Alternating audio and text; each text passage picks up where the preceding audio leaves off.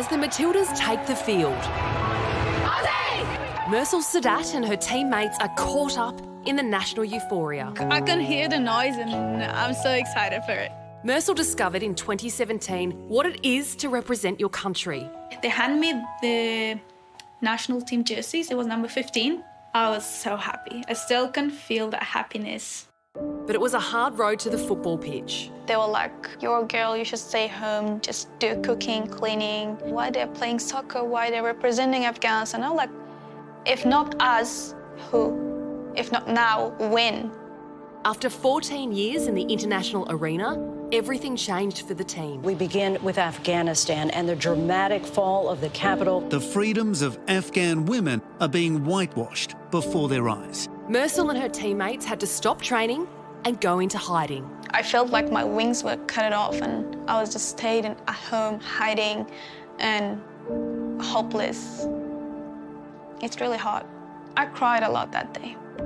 I just hid all my trophies and stuff between all the clothes and I couldn't burn them. Like I tried, but I couldn't.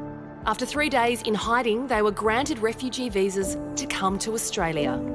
Most of their families are refugees in Pakistan and Iran, praying their visa applications will also be approved by the Australian government.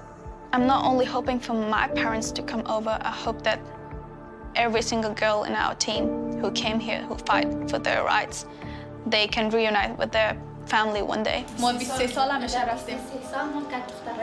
The team has stuck together thanks to the support of Melbourne Victory and are building a new life nearly 10,000 kilometres from home. Fatima Yusufi is the team captain. My biggest dream will be to see one day my team in Women's World Cup, definitely. That's a dream that still we're fighting for. Fatima kept football a secret from her dad right up until she was on the national team. One of the biggest accomplishments in my life was to gaining the support of my dad truly and from his heart.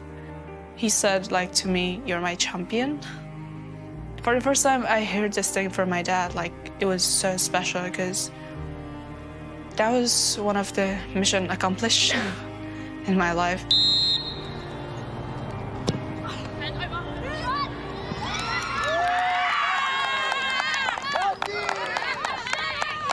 Almost 2 years after they defied the Taliban and left their homes to play the sport they love, they're as battle ready as ever. But the Afghan women's team have another fight on their hands. They've been locked out of international competition. We do want to play and we fight for this. We risk our lives. We came out of that trauma and that situation all the way to Australia, miles away, just to achieve our goal, just to play soccer, to be alive, to be the voice for others back there.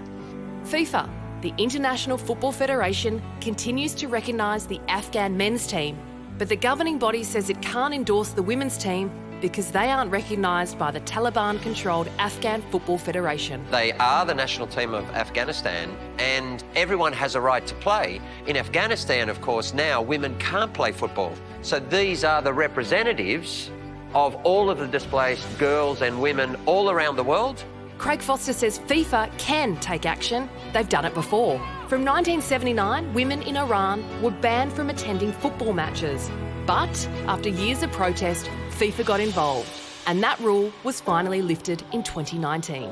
Within that time period, there was one young girl, Saha Kodiyari, who self-immolated and sadly passed away. I think that was a trigger for FIFA to recognise that there are very serious implications for not upholding these statutes. For Fatima and her teammates, the right to represent their country goes way beyond football. Together we can change the situation that's in Afghanistan. Because it's not only about me, it's not only about the girls who are in this team, it's about the sister of them, it's about their mother of them, it's about the whole generation in Afghanistan.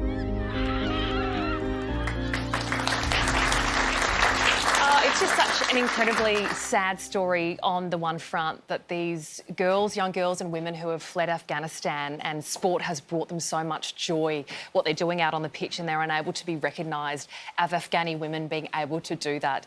And it's this infinite loop, isn't it, as we heard in the package there, of the blame going back and FIFA saying we cannot do anything and recognise you as a national women's sporting team from Afghanistan unless your member federation does that. being a Taliban-run Afghanistan, which won't recognise them. The men have a football team, and it seems so awfully unfair and a basic human right that the women cannot have a football team. I know that there are refugee women that are highly capable of playing at the top level, Afghanistan refugees, all over this beautiful country and internationally as well, that would be able to be brought into this team. And I guess what is important of seeing stories like this told is to put more pressure to have these conversations, to put more pressure not just on government, but for FIFA to try and have some really important conversations with governments as well, because this is a conversation we have been looping around and around and around, as we heard from Craig Foster saying that, yes, in Iran, women could not watch games in the stands, and that changed. FIFA also intervened with Russia and Ukraine. They cancelled Russia from competing in World Cups and competing in UEFA. They can do something, but this one is so politically tricky. But my heart goes out to them, and Melbourne Victory are doing a fantastic job. They certainly are. Well, FIFA says it is closely following the situation. A full statement from them is on our website.